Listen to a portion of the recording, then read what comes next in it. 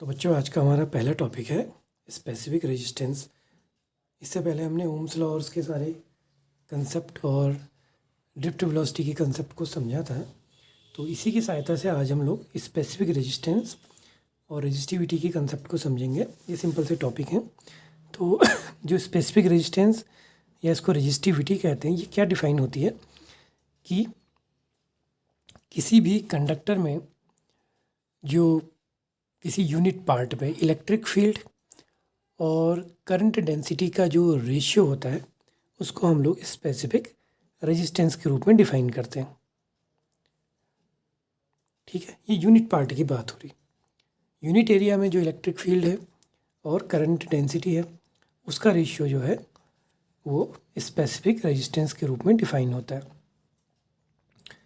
तो अब इसके लिए और फॉर्मूला बन सकता है, जे इज इक्वल टू हुआ आई अपॉन ए, तो ये ऊपर चला गया।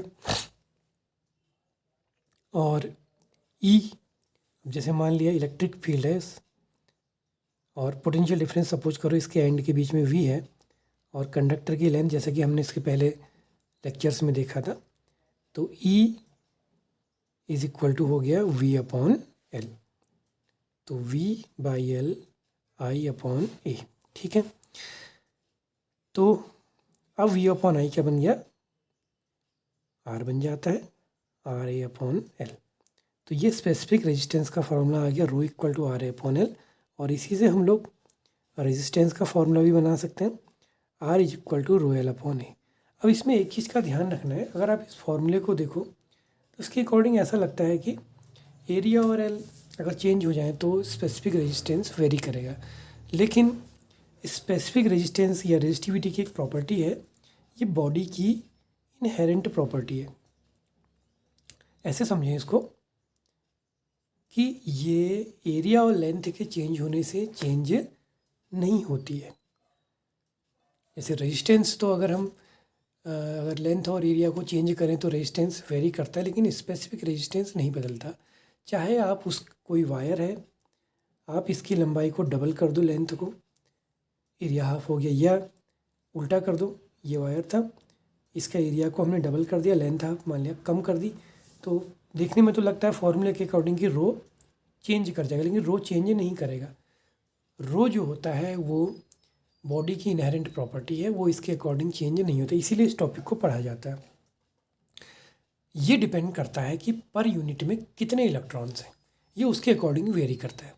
अगर आपके पर यूनिट में इलेक्ट्रॉन वेरी नहीं कर रहे हैं तो किसी पर्टिकुलर, जो कि प्रॉपर्टी भी है कि कंडक्टर में आपने जैसे कॉपर वायर है तो उसके पर यूनिट में जो आपके इलेक्ट्रॉन की संख्या वो चेंज नहीं होगी। ठीक है ना, तो इसलिए वो स्पेसिफिक रेजिस्टेंस वेरी नहीं करेगा। हाँ, दो डिफरेंट मेटल का स्पेसिफिक रेजिस्टेंस चेंज होता है। अब इसके आगे और फार्मूला अगर इसका बनाएं तो आर के लिए हमने फार्मूला पढ़ा था M L upon N E square tau A. तो इसकी जगह रख देंगे आर की जगह M L upon N E square tau A, this is L और ए, ये कैंसिल, तो रो आ गया M upon N E square tau. तो अगर इस फॉर्मूले में देखें एम कांस्टेंट, तो रो जो है वो डिपेंड कर रहा है 1 अपॉन एन पर, यानी कि पर यूनिट वॉल्यूम में कितने इलेक्ट्रॉनों की संख्या। ठीक हो गया, एक टॉपिक तो हमने ये समझा। अभी हम इसको आगे और यूज करेंगे। फिर एक इसी से रिलेटेड टॉपिक आता है, जैसे स्पेसिफिक रेजिस्टेंस पढ़ा या रेजिस्टिविटी पढ़ा, ठीक ऐसे एक टॉपिक और होता है स्पेसिफिक कंडक्टेंस कहते हैं उसको। तो स्पेसिफिक कंडक्टेंस क्या हुई, इसको डिनोट करते हैं सिग्मा से। तो sigma equal to 1 upon rho. जैसे हमने रो की यूनिट बनाई तो ये सिग्मा हो गया ना 1 अपॉन, तो 1 upon sigma, sigma equal to 1 upon rho. तो रो का फॉर्मूला क्या बना था, रो इक्वल आता था आर ए अपॉन एल, और तो सिग्मा इसका उल्टा हो जाएगा, सिग्मा इज इक्वल टू हो जाएगा एल अपॉन आर। एक फार्मूला तो ये बन गया। फिर रो के लिए एक दूसरा फार्मूला बनाया था M L upon N E square tau A के थ्रू, तो ये कैंसिल, तो रो का अगला formula M upon N E square tau, तो सिग्मा इक्वल टू 1 अपॉन हो जाएगा, तो N E square tau upon M. तो सिग्मा यानी कि जो स्पेसिफिक कंडक्टेंस या कंडक्टिविटी है वो प्रोपोर्शनल है एन के।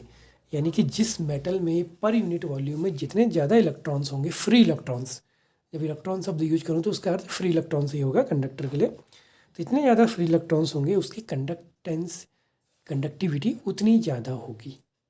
तो कॉपर में ये सिल्वर में ये सबसे ज़्यादा होते हैं, तो इसीलिए सिल्वर की कंडक्टिविटी सबसे ज़्यादा है।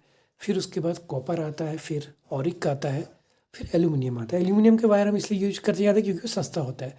सिल्वर और इन चीज़ों का यूज़ करना इसलिए मुश्किल है क्योंकि महंगे वायर होते हैं।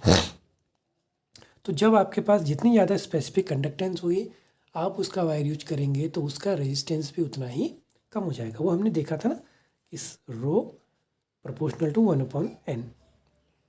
तो जितने ज़्यादा n होंगे रो उतना कम हो जाएगा, यानी कि उसकी स्पेसिफिक रेजिस्टेंस उतना डिक्रीज कर जाएगा।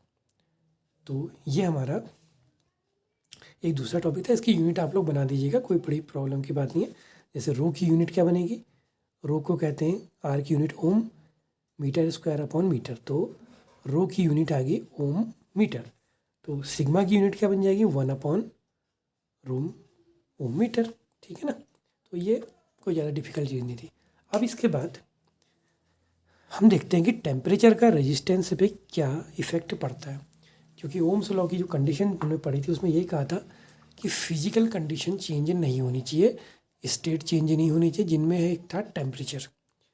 तो हम देखेंगे अब effect of temperature on resistance. तो ये ज़्यादा डिफिकल्ट नहीं है, सिंपल सा टॉपिक है। तो R इज इक्वल टू हमने पढ़ा था ml/ne² टाउ है। ये टाउ अपने आप में बड़ा इंपॉर्टेंट है। हमने क्या कहा था कि किसी भी कंडक्टर के अंदर जो इलेक्ट्रॉन है उनका बिहेवियर कैसा होता है, वो गैस की तरह होता है, यानी कि वो इलेक्ट्रॉन गैस की तरह बिहेव करते हैं। वो दो कंजिक्यूटिव कॉलिजन करते हैं। अब दो कंजिक्यूटिव जब कॉलिजन्स होते हैं इनके बीच के टाइम को कहते हैं रो, और इस दौरान वो जितनी डिस्टेंस ट्रेवल करता है उसको कहते हैं लैम्डा। लैम्डा होता है mean free path. Gases law में हमने 11th में पढ़ा था।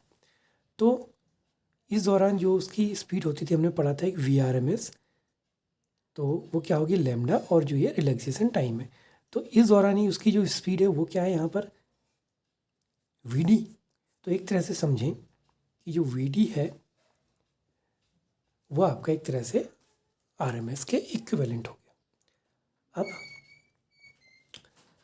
ऐसे समझते हैं कि जो टाउ है, ठीक, टाउ को अगर हम देखें तो वो बनेगा लैम्डा अपॉन VRMS। अब R प्रोपोर्शनल टू हुआ 1/टाउ, और R प्रोपोर्शनल टाउ किसके प्रोपोर्शनल हो गया, 1/VRMS के, यानी कि ये VRMS के।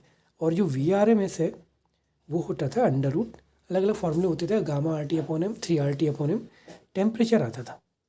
तो R proportional two of temperature, यानी कि जैसे जैसे टेम्परेचर बढ़ेगा बॉडी का रेजिस्टेंस इंक्रीज करता जाएगा। तो कंडक्टर की केस में यही होता है कि टेम्परेचर बढ़ने के साथ रेजिस्टेंस बढ़ते जाता है। हालांकि इसके लिए वैसे फॉर्मूला जो बाद में आता है वो ये आता है, RT equal to R0 1 + α/T। T degree centigrade पर टेम्परेचर, 0 डिग्री सेंटीग्रेड पर टेम्परेचर, 1 + α, जो हमने 3 कांस्टेंट पढ़े थे 11th में, अल्फा, बीटा और गामा, और ये T उसका टेम्परेचर हो गया डिग्री सेंटीग्रेड में। तो जैसे जैसे टेम्परेचर बढ़ेगा वो इस रेशियो में कंडक्टर्स का रेजिस्टेंस इंक्रीज करते जाता है। अल्फा आपका कोएफिशिएंट ऑफ थर्मल एक्सपेंशन हो गया। अब बात आई एलॉय की। तो एलॉय जो होते हैं उसमें भी टेम्परेचर के बढ़ने के साथ साथ रेजिस्टेंस इंक्रीज करता है। फिर बात आती है सेमीकंडक्टर की। सेमीकंडक्टर वैसे तो अलग से एक यूनिट है। सेमीकंडक्टर्स में क्या होता है कि जब टेम्परेचर इंक्रीज करता है तो उसका जो रेजिस्टेंस है वो डिक्रीज करता है, और में इंक्रीज करता है उसमें डिक्रीज करता है। वो इसलिए डिक्रीज करता है क्योंकि उसमें जो n है इनकी संख्या टेम्परेचर जब बढ़ता है तो ये संख्या बढ़ने लग जाती है। तो उसमें एक दूसरा कारण होता है।